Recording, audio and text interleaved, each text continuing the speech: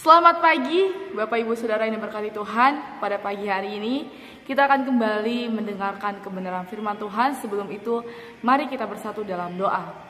Kami mengucap syukur Bapak yang baik kalau kami boleh ada sampai pada hari ini, semua hanya karena kemurahan Tuhan, bukan karena kuat dan gagah kami, tapi kami sadari semua hanya kasih dan penyertaan Tuhan yang sempurna dalam setiap kehidupan kami.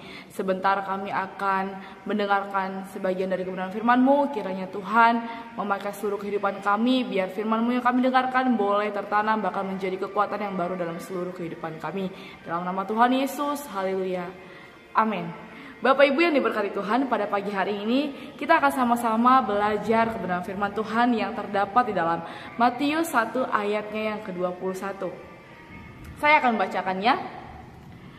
Ia akan melahirkan anak laki-laki dan engkau akan menamakan dia Yesus, karena dialah yang akan menyelamatkan umatnya dari dosa mereka.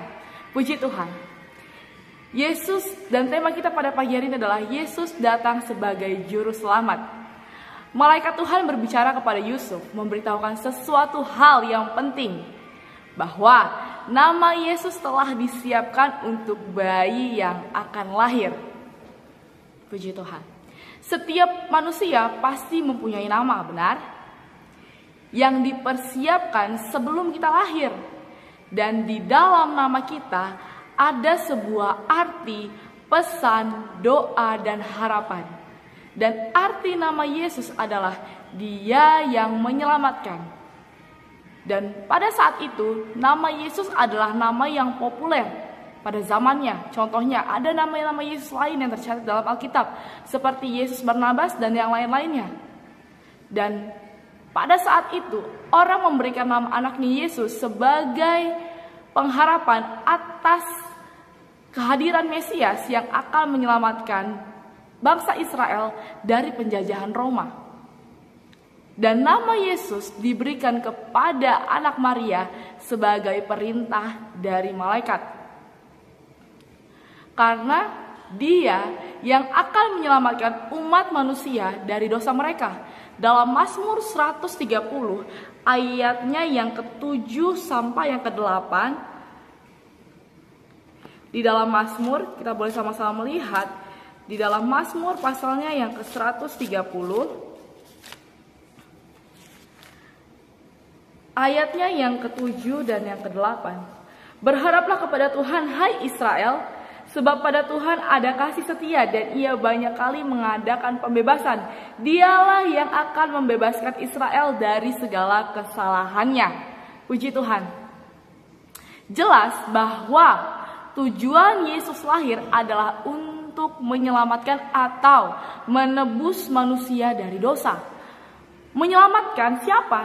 Yaitu umatnya. Dalam bahasa aslinya adalah Laos, yang artinya sekalipun Mesias atau Yesus adalah anak Daud dan juga anak Abraham, namun Yesus datang bukan hanya menjadi juru selamat untuk orang Yahudi, tetapi Yesus datang untuk menjadi juru selamat bagi seluruh umat manusia.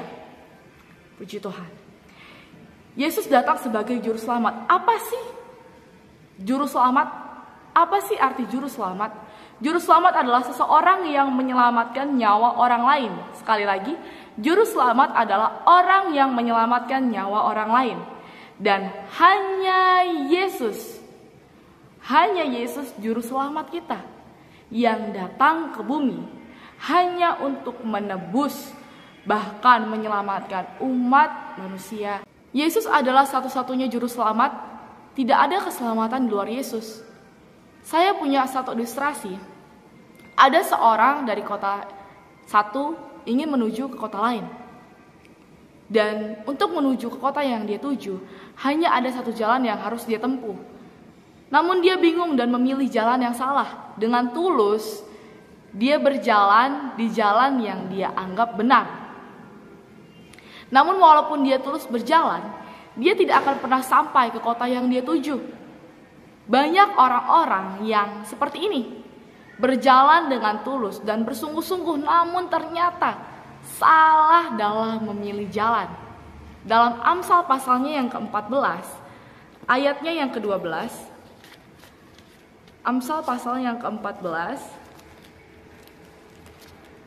ayatnya yang ke-12 saya bacakan. Ada jalan yang disangka orang lurus, tetapi ujungnya menuju maut. Hanya Yesus, jalan, kebenaran, dan hidup. Bahkan di dalam Kisah Para Rasul, kalau kita boleh melihat, di dalam Kisah Para Rasul 4, ayatnya yang ke-12, firman Tuhan berkata, dan keselamatan tidak ada di dalam siapapun juga selain di dalam Dia. Sebab di bawah kolong langit ini tidak ada nama lain yang diberikan kepada manusia yang olehnya kita dapat diselamatkan. Jelas, Bapak Ibu Saudara. Keselamatan hanya di dalam Dia. Keselamatan hanya di dalam Yesus. Seseorang yang percaya pada jalan lain selain Kristus untuk mendapatkan keselamatan, maka orang itu salah dalam memilih jalan. Yesus telah lahir untuk kita semua. Yesus datang hanya untuk menyelamatkan kita, umatnya. Bahkan Yesus mati di kayu salib dan menderita menggantikan kita sebagai orang yang berdosa, sehingga kita tidak lagi menanggung penghukuman atas dosa-dosa kita. Bapak Ibu Saudara, hanya Yesus Juru Selamat kita yang telah menyelamatkan kita, umatnya, dari dosa. Puji Tuhan. Demikianlah renungan pada pagi hari ini. Kiranya boleh menjadi kekuatan yang baru dalam setiap kehidupan kita. Mari kita bersatu dalam doa. Kami mengucap syukur Bapa yang baik untuk kelahiran-Mu. Engkau datang bagi kami semua, menyelamatkan setiap kehidupan kami. Kami percaya bahwa hanya Engkaulah satu-satunya jalan, kebenaran, dan hidup bagi setiap orang yang percaya kepada Tuhan. Biarlah kehidupan kami Kau pakai, boleh menjadi terang, boleh menjadi berkat dimanapun kami berada, boleh membawakan kabar sukacita bagi setiap orang yang membutuhkan. Bahkan Tuhan kiranya sertai setiap apapun aktivitas kami sepanjang hari ini. Biarlah kami selalu dalam penyertaan tangan Tuhan. Biarlah kebenaran firman Tuhan pada pagi hari ini boleh menjadi kekuatan yang baru dalam setiap kehidupan kami. Terima kasih Bapa yang baik. Di dalam nama Tuhan Yesus Kristus. Haleluya. Amin. Puji Tuhan Bapak Ibu Saudara. Terima kasih. Selamat pagi. Selamat beraktivitas. Tuhan Yesus memberkati.